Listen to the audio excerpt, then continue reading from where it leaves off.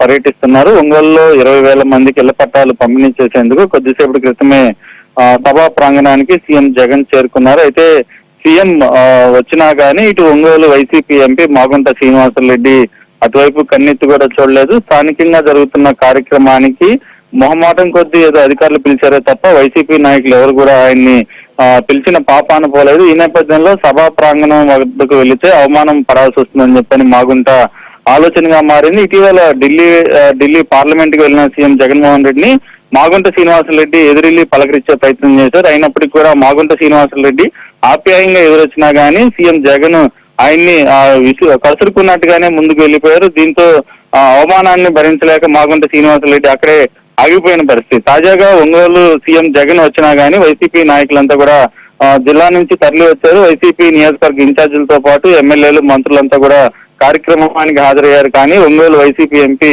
మాగుంట శ్రీనివాసరెడ్డి కార్యక్రమానికి రాకూడదని నిర్ణయించుకున్నారు.